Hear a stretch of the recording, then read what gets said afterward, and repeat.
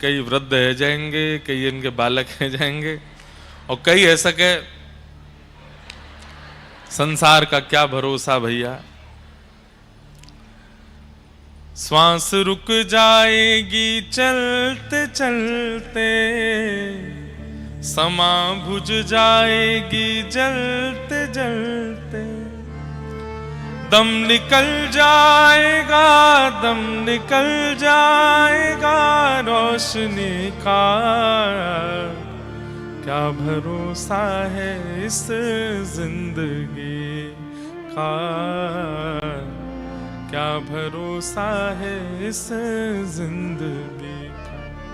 पर हम रहे ना मोहब्बत रहेगी, हम रहे ना मोहब्बत रहेगी, दास्तां अपनी दुनिया कहेगी, दास्तां अपनी दुनिया कहेगी। हो फर्ज पूरा करो, फर्ज पूरा करो, फर्ज पूरा करो,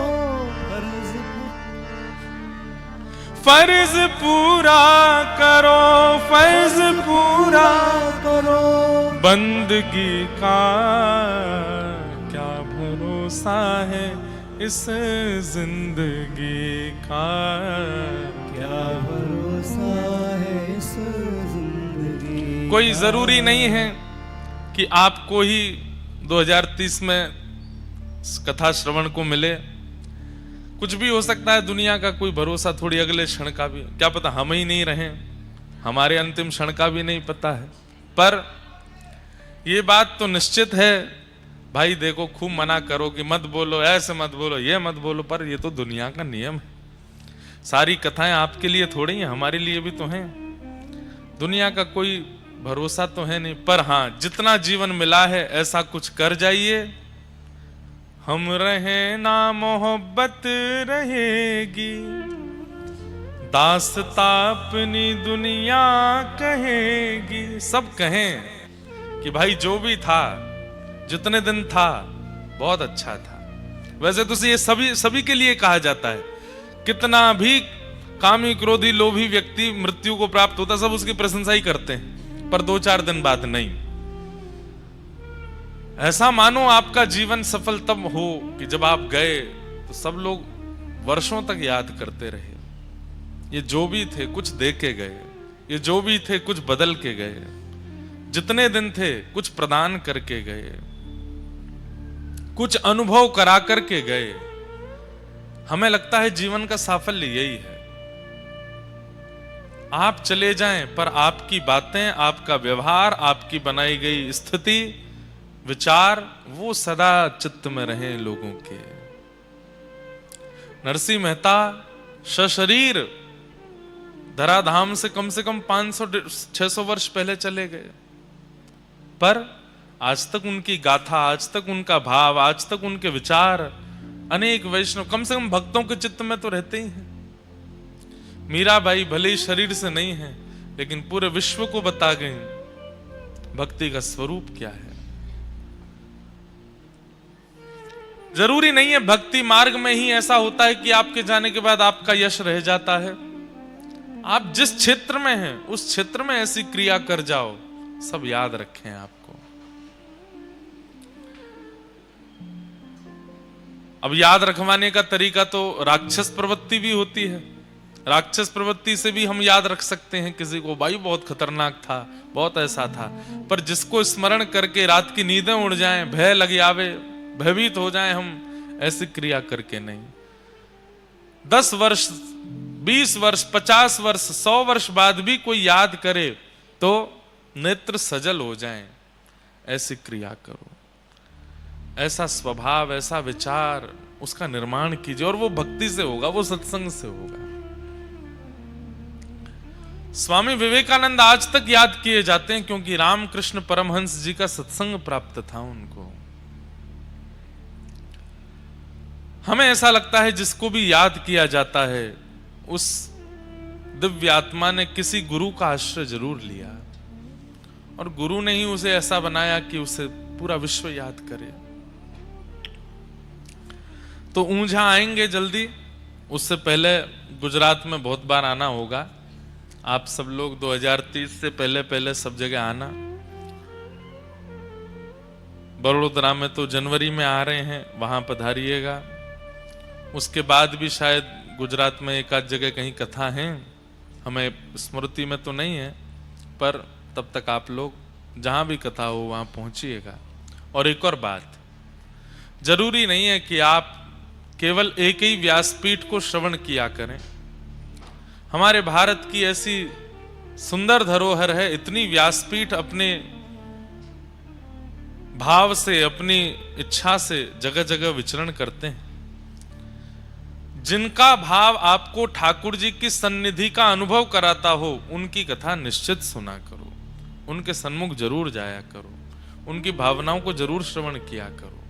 हम भले ही 2030 में आएंगे, पर हो सकता है उससे पहले कई वक्ता महानुभाव ऊंझा पधारें, चाहे वे गुजराती भाषा में ही क्यों ना कहें, आप सुनने जाओ। एक दिन जरूर जाना चाहिए कथा में, चाहे जिसकी भी हो, और उस दिन बस एक ही चीज अनुभव करनी चाहिए, इनकी वाणी मुझे कृष्ण के समीप ले जा रही है कि नहीं, इनकी वाणी मेरे चित्त में कुछ परिवर्तन, मेरे विकारों से विचारों तक शुद्धता ला रही है कि नहीं। अगर ये संभव लग रहा हो तो निश्चित जाओ, श्रवण करो। हमें किसी को बांधना नहीं है कि आप एक ही स्थान पर रहो, हमारे ही रहो, इधर ही रहो, सब जगह जाओ जहां से ठाकुर जी प्राप्त हो जाएं। आपको जानकर के हैरानी होगी, श्री तुकाराम जी महाराज महाराष्ट्र के परम संत हुए।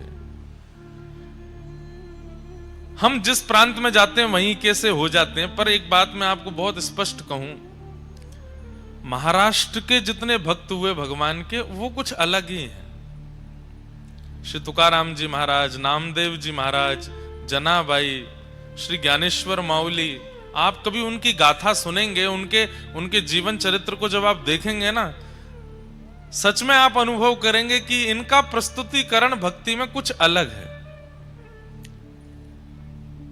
बहुत भक्त हैं महाराष्ट्र के।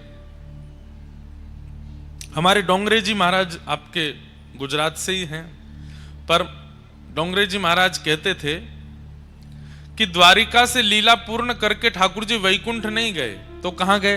बोले पंढरपुर चले गए। चंद्रभागा नदी के तट पर पुंडलीक के लिए आज भी ईंट पर खड़े हैं। ठाकुर जी वैकुंठ नहीं गए हैं, पंढरपुर में है, पुंडलीक भक्त के लिए वहां खड़े। बहुत सुंदर, हमें बहुत अच्छा लगता है महाराष्ट्र के संतों की कथा सुनाने में। तो श्री तुकाराम जी महाराज चक्रवर्ती सम्राट छत्रपति शिवाजी महाराज, वे जब कभी भी अवसर मिलता था श्री तुकाराम जी का प्रवचन सुनने के लिए जाते थे। कई उनके आश्चर्य हुए हैं, कई मुगलों ने इस बात की खोज की कि ये छत्रपति सम्राट शिवाजी महाराज, इसको कब मारा जा सकता है। तो लोगों ने कहा कि ये प्रवचन सुनने के लिए जाते हैं, तब एक भी सेना का आदमी नहीं लेके जाते, और जो सेना के लोग प्रवचन में जाते भी हैं वो अस्त्र शस्त्र छोड़ के जाते हैं। सत्संग में जाकर के शिवाजी पर आक्रमण किया जा सकता है। तो एक मुगल राजा ने पूरी अपनी सेना को भक्त भेष बना करके और अस्त्र शस्त्र छुपा करके कथा में भिजवा दिया। बोले जाओ, वहीं शिवाजी बैठे होंगे, उनको वहीं मार दो। तुकाराम जी सुंदर कीर्तन कर रहे थे। कभी अवसर मिले बंधुओं, हमारे महाराष्ट्र के वारकरी संप्रदाय के वैष्णवों का कीर्तन सुनिएगा। अब वो होता तो वो मराठी भाषा में है, पर हमको सौभाग्य मिला है, एक बार नासिक में कथा थी तो वहां के महाराज जी ने हिंदी में कीर्तन करवाया। कीर्तन वहां कथा को ही कीर्तन कहते हैं। तो वहां का बड़ा सुंदर नियम है, व्यासपीठ नहीं होती, एक आसन लगता है, और जब तक व्यास जी नहीं आते तब तक तो वहां कीर्तन चलता है। बढ़िया मंजीरा बजते हैं, मृदंग बजती है और वीणा बजती है। जैसे ही व्यास जी आते हैं वो एक कीर्तन गाते हैं, उसी कीर्तन पर ही 1.5-2 घंटा प्रवचन करते हैं। बहुत आनंद आता है। तो तुकाराम जी कीर्तन कर रहे थे और श्री शिवाजी महाराज बिल्कुल सामान्य वैष्णव की तरह, छत्रपति शिवाजी महाराज बैठे, अस्त्र शस्त्र छोड़ करके, सब सैनिक जन भी अस्त्र शस्त्र छोड़ करके बैठे हैं। तभी मुगल आक्रांताओं ने उस प्रवचन सभा में प्रवेश किया। छुपा करके लाए थे शस्त्र की, यहीं मारेंगे। जैसे ही उस सभा में प्रवेश किया, सत्संग की ऐसी कृपा, जितने लोग बैठे थे सबका रूप शिवाजी की तरह प्रकट हो गया। सब में शिवाजी दिखने लगे। उन लोगों को पहचान नहीं पा रहे, ढूंढ नहीं पा रहे, इनमें असली शिवाजी कौन है। डर के मारे दौड़े गए और जाकर के मुगल राजा से कहा, वहां तो 1000 शिवाजी बैठे, किसको मारे हम, सबका एक जैसा चेहरा है। तो शिवाजी महाराज तुकाराम जी का बहुत प्रवचन सुनते थे। एक बार की बात है, श्री शिवाजी महाराज ने मन में विचार कर लिया, अब मुझे इनसे दीक्षा लेनी, और सब कुछ छोड़ करके आप पुणे के पास में एक स्थान है, वहां विराजते थे। शिवाजी महाराज पधारे। उस समय आज तक श्री शिवाजी महाराज का कैसा यश है आप सब जानते हैं। छत्रपति शिवाजी महाराज जब तुकाराम जी के दर्शन करने के लिए आए तो इतनी संख्या में, तादाद में भीड़, सैनिक आदि सब चल रहे थे, और सब जगह तुकाराम जी की जय जयकार होने लगी। वाह भैया, धन्य है ऐसे गुरु जो इतना सुंदर शिष्य मिल रहा है। तो श्री तुकाराम जी महाराज के चरणों में जाकर के बोले, मुझे आप स्वीकार करें, मुझे आप अंगीकार करें।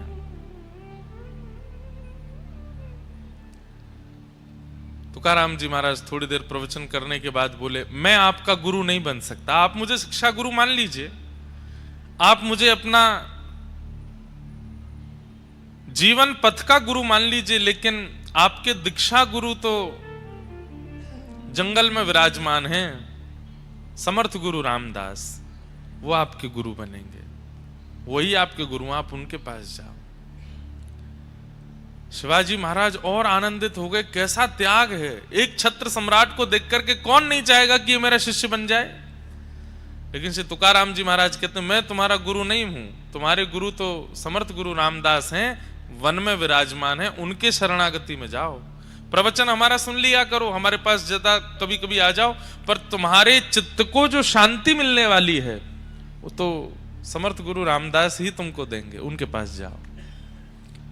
तब शिवाजी महाराज ने समर्थ गुरु जी के शरणागति ग्रहण की। तो हम ये बात कहना चाहते हैं कि उस काल के श्री तुकाराम जी महाराज ने जब किसी को नहीं बांधा, किसी को नहीं रोका, तो आजकल आचार्य जन क्यों रोकते हैं, क्यों मना करते हैं। हम बोल देंगे तो बहुत विवादित हो जाएगी बात, पर कई जगह ऐसा कह दिया जाता है, केवल हमें सुनो, हमारी सुनो, और किसी की मत सुनो। नहीं, अगर ये भावना कबीरदास जी ने अपनाई होती तो कभी कबीर नहीं बन पाते। सबके पास गए, श्रीमद वल्लभाचार्य जी के पास गए, उस काल के कबीर जी श्री जनाबाई के दर्शन करने, वो भी महाराष्ट्र पधारे। कबीरदास जी सबके पास गए और सबके यहां जाकर के कुछ ना कुछ ग्रहण करते थे और उसको गा देते थे। रैदास जी नहीं बन पाते, मीराबाई नहीं बन पाती अगर यही भावना रखते कि केवल हमारी सुनो और हमें सुनो।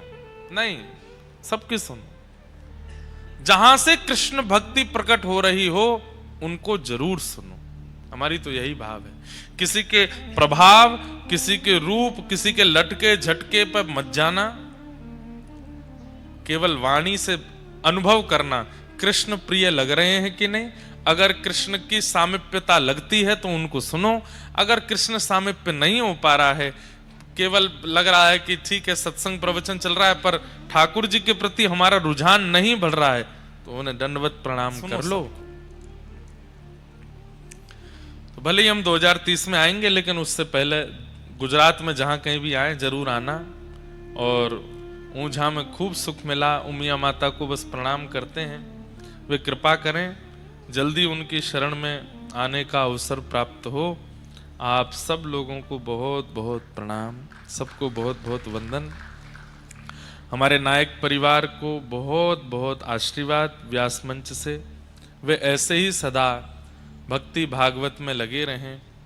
जीवन तो देखिए चलता रहेगा, धन कमाना, धन ना कमाना, श्रेष्ठता प्राप्त होना, अश्रेष्ठता हो जाना, सब लगा रहता है जीवन में, पर भक्ति चित्त में बनी रहे,